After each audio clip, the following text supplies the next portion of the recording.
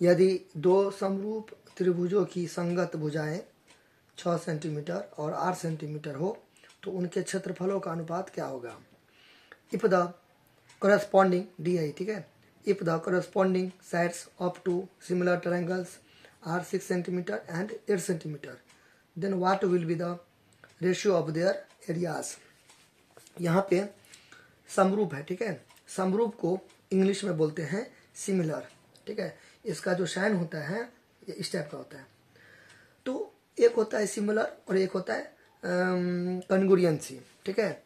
तो समझते हैं कि क्या होता है, थोड़ा सा बेसिक जान लेते हैं क्वेश्चन को डील करने से पहले। समरूप क्या होता है। समरूप का मतलब होता है सिमिलर, यानी कि इस टाइप का। तो देखने में एक जैसा रहेगा ना तो वो समरूप हो जाएगा। जैसे देखिए ये ट्रायंगल है, ठीक है, और ये भी ट्रायंगल है। तो ये दोनों बराबर नहीं है, देखने में एक जैसा है, ठीक है, देखने में एक जैसा है, क्योंकि ये भी ट्रायंगल है ये भी ट्रायंगल है। तो ये समरूप हो गया। अभी आपको हम थोड़ा सा ऊपर जानकारी दे रहे हैं जिससे थोड़ा एक फील आ जाए और आपको क्वेश्चन करने में थोड़ा सा आसानी हो। तो ये समरूप हो गया, ठीक है। समरूप में क्या होता है, एंगल इक्वल होता है। ये एंगल इसके इक्वल होगा, ये एंगल इसके इक्वल होगा, ये एंगल इसके इक्वल होगा। मान लीजिए मैं मान लेता हूँ उसे ए बी सी, ऐसे कुछ अदा नाम दे देता हूँ।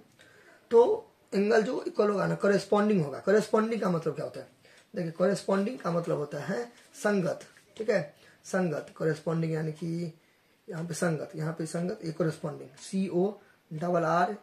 CORRESPONDING कॉरेस्पॉन्डिंग यानी कि संगत। यानी कि इसका मान लीजिए ये वाला एंगल लेंगे ना, इसका अगर ये वाला एंगल लेंगे, ठीक है, तो इसका कौन सा एंगल लेंगे, ये वाला, इसी को बोलते हैं कॉरेस्पॉन्डिंग। इसका बी लेंगे तो इसका क्या लेंगे, क्यू लेंगे, ठीक है। इसका सी लेंगे तो इसका आर लेंगे। तो ये होता है कॉरेस्पॉन्डिंग। तो कॉरेस्पॉन्डिंग दो चीज यहाँ पे याद रखना है सिमिलर होने के लिए। कॉरेस्पॉन्डिंग एंगल रहेगा इक्वल, ठीक है। सेकेंड जो साइड रहेगा ना वो रहेगा बट्टा में इक्वल, यानी कि प्रोपोर्शनल समानुपातिक, यानी कि ए बी बट्टा क्या रहना चाहिए पी क्यू, ठीक है। ए बी यानी कि इस टाइप का ए बी बट्टा क्या रहना चाहिए पी क्यू। संगत हुआ ना कॉरेस्पॉन्डिंग, ये वाला इसके इक्वल, इसका कॉरेस्पॉन्डिंग कौन, ये हो गया। तो बीसी का कॉरेस्पॉन्डिंग क्या हो जाएगा क्यू आर। फिर ये एसी का क्या हो जाएगा, ये हो जाएगा पी आर। इस टाइप का रहेगा ना तभी बोलेंगे समरूप, यानी कि एंगल होना चाहिए इक्वल, कॉरेस्पॉन्डिंग इक्वल, साइड होना चाहिए प्रोपोर्शनल में इक्वल, ठीक है। लेकिन उसी में बोलेगा आपको दूसरा चीज है सर्वांगसम। सर्वांगसम का सिंबल ये होता है इस टाइप का, ठीक है। इसको बोलते हैं कॉन्ग्रुएंसी। देखिए सर्वांगसम इसको तोड़िएगा ना तो ऐसे करके टूटेगा। सम मतलब एक रंग, रूप यानी कि रूप रंग रहेगा एक जैसा देखने में। सर्वांगसम तो सर्वा प्लस अंग प्लस सम। तो सर्वा मतलब होता है ऑल यानी कि सभी, ठीक है। अंग यानी कि साइड, सम यानी कि इक्वल, यानी कि ऑल साइड क्या रहेगा इक्वल रहेगा, ठीक है। ऑल साइड इक्वल रहेगा, यानी कि ये और ये दोनों क्या रहना चाहिए इक्वल। तो इसमें क्या याद रखना है, इसमें तो इस साइड क्या था बट्टा में था ना, यानी कि ए बी बट्टा पी क्यू था, फिर इसका ये वाला बट्टा ये वाला इस टाइप का इक्वल था। इसमें क्या होगा, एक पाला तो मिलवे करेगा, इसमें एंगल एक जैसा रहेगा, ठीक है। ए है बी है सी है पी है क्यू है आर है, तो एंगल तो सेम रहेगा। इसका एंगल इसके इक्वल, इसका एंगल इसके इक्वल, इसका एंगल इसके इक्वल। देखिए साइड जो है ना प्रोपोर्शनल रहेगा, साइड इक्वल रहेगा, यानी कि ए बी बराबर रहेगा किसका पी क्यू का, ठीक है। कॉरेस्पॉन्डिंग यानी कि इसका ये लेंगे तो इसका ये वाला लेंगे, इससे इसका ये बराबर रहेगा इसका इससे, इसका ये बराबर रहेगा इससे, इस टाइप का, ठीक है। तो इसको हम क्या बोलेंगे कॉन्ग्रुएंसी बोलेंगे। यानी कि मान लीजिए एक 5 रुपया वाला सिक्का है, ठीक है, फिर एक 5 रुपया वाला सिक्का है। तो 5 रुपया वाला सिक्का 5 रुपया के सिक्का के पास पूरा चिपक जाएगा, तो एक के ऊपर एक चिपक जाएगा ना, तो कॉन्ग्रुएंसी हो जाएगा, सर्वांगसम हो जाएगा। अब देखने में रहेगा एक जैसा, यानी कि मान लीजिए एक है 5 रुपया वाला सिक्का, ठीक है, एक है 10 रुपया वाला सिक्का, तो दोनों तो गोले हैं लेकिन एक के ऊपर एक नहीं चिपकेगा, तो यह समरूप हो जाएगा क्योंकि देखने में है, ठीक है। इस टाइप का क्लियर बात समझे। अगर देखने में एक जैसा रहेगा तो समरूप बोलेंगे, और एक के ऊपर एक चिपक जाएगा बिल्कुल, उसको क्या बोलेंगे सर्वांगसम बोलेंगे, ठीक है। ऐसे चलिए अब चलिए शुरू करते हैं। तो यहाँ पर एक रूल आपको याद करना है, एक रूल होता है, एक रूल यहाँ पे आपको याद रखना है। रूल क्या याद रखना है कि दो त्रिभुज रहेगा, ठीक है। एक त्रिभुज ये हो गया, इसका नाम दे देते हैं कुछ ए बी सी, ठीक है। एक त्रिभुज ये होता है, ये दे देते हैं नाम दे देते हैं पी क्यू आर, ठीक है। तो दो त्रिभुज है। तो आपको याद क्या करना है, क्या बोलते हैं यहाँ पे देखिए, यदि दो समरूप त्रिभुज, समरूप है या समरूप है, क्लियर, ये समरूप है, तो दो समरूप त्रिभुज के संगत भुजाएं, संगत भुजाएं 6 सेंटीमीटर है, तो इसका क्या है 6 सेंटीमीटर है। पहले तो रूल समझा देते हैं, इसका ये छोड़िए, ये वाला समझिए, ठीक है। चलिए रूल पहले समझा देते हैं। तो रूल क्या कहती है कि इसका क्षेत्रफल मान लीजिए ये है, ठीक है, इसका क्षेत्रफल त्रिभुज ABC, तो इसका क्षेत्रफल क्लियर बट्टा इसका क्षेत्रफल, ठीक है। तो अगर दो त्रिभुज समरूप रहेगा ना, तो उसका क्षेत्रफल का अनुपात क्या होगा, इसके भुजा के वर्गों के अनुपात के बराबर होगा। यानी कि क्या, देखिए दो ट्रायंगल है, क्लियर। चलिए, तो इसको मैंने माना ABC, इसको माना PQR, तो दोनों समरूप है, देखने में एक जैसा है, ठीक है।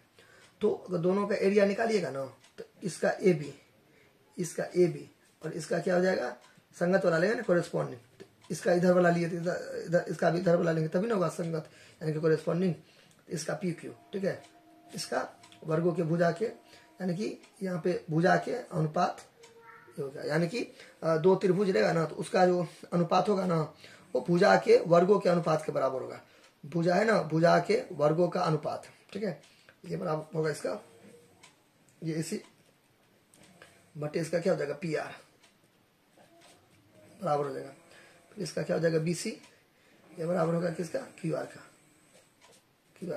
इस टाइप का। ये चीज आपको याद रखनी है, बात समझे। चलिए यहाँ पे और समझ आइएगा, इस टाइप को देखिए, ये है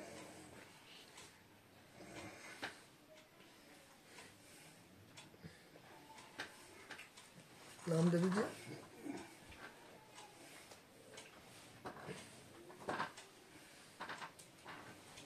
इसको बड़ा छोटा बना सकते हैं, क्योंकि समरूप में कोई जरूरी नहीं है कि एक ही रंग रहेगा, अलग अलग बना सकते हैं, ठीक है। देखने में खाली एक जैसा रहना चाहिए, P है, Q है, R है। तो अब इसको छोटा बना देना, इसको बड़ा बना देना, कुछ भी करके, मतलब दो ट्रायंगल रहेगा, तो दोनों इक्वल नहीं है, समरूप है, ठीक है, सिमिलर है, ये सिमिलर है, ठीक है।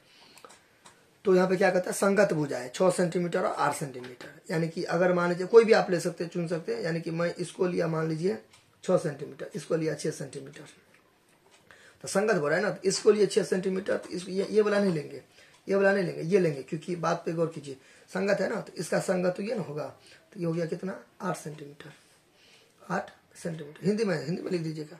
अगर आप इसको लेंगे 6, ठीक है, तो इसको लेंगे 8, अगर आप इसको लेंगे अगर 6, तो इसको लेंगे 8 संगत का मतलब ये हुआ। तो उनके क्षेत्रफलों का अनुपात, तो क्षेत्रफलों के अनुपात लिख देंगे, क्षेत्रफलों का अनुपात। मैं इसको ऐसा डिजाइन में इसको लिखता हूँ, क्षेत्रफलों का अनुपात। इसका क्षेत्रफल निकालते हैं, ठीक है, इसका क्षेत्रफल लिखने का क्या तरीका है, ऐसे त्रिभुज ABC, इसका क्षेत्रफल हो, देखिए प्लुरल है ना, क्षेत्रफल एरियाज, इसका इंग्लिश होगा कहीं पर, कहाँ गया, देखिए एरियाज ऐसे लगाए ना, तो प्लुरल। तो इसका क्षेत्रफल ये हो गया, एरिया से AR यानी कि क्षेत्रफल।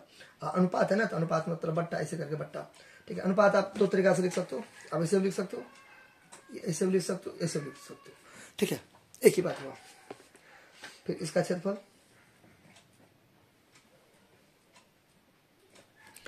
ये हो गया, इसका क्षेत्रफल हो गया। और आप, मैंने अभी आपको क्या बताया रूल, जब क्षेत्रफल अनुपात में हो ना, क्षेत्रफल दो समरूप त्रिभुज हो, तो इसका क्षेत्रफल इसका क्षेत्रफल का अनुपात क्या होगा, संगत भुजा के वर्गों के अनुपात के बराबर। तो इसका ये हो जाएगा AB, अब बट्टा क्या चाहिए PQ,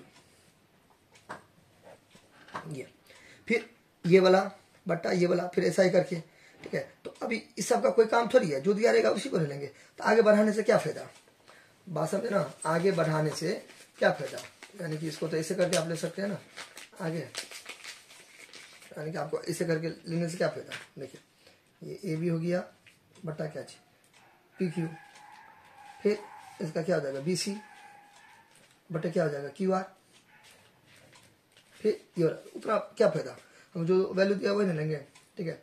अब यहाँ पे देखिए AB कितना है 6 सेंटीमीटर, PQ कितना है 8 सेंटीमीटर, तो 8 सेंटीमीटर, ऊपर में 2 तो 2, ठीक है। यहाँ पे अगर 6 लिखते, यहाँ पे 8 लिखते, तो BC बटे QR हो जाता है। यहाँ पे AC लिखते और AC को 6 लेते और PR को लेते 8, तो AC बटे PR फिर स्क्वायर हो जाता, इसे करके, ठीक है।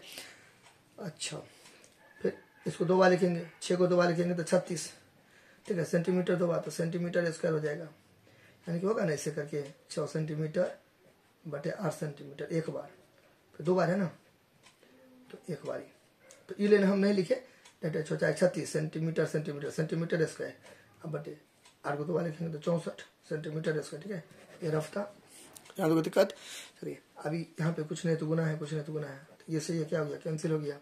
क्लियर, तो यहाँ पे क्या बच गया, 36 बटे क्या हो जाएगा 64 हो जाएगा। अब इसे काटिए, तो काटिए, तो 2 से काटिए, 2 18 36, ठीक है, 2 32 64, फिर 2 9 में 18, फिर 2 16 32, तो 9 बट्टा कितना हो जाएगा 16 हो जाएगा।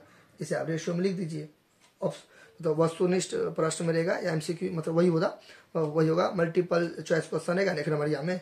तो जो ऑप्शन रहेगा ना 9:16, तो उसमें आप टिक मार दीजिएगा। तो this is our answer. Clear, thank you.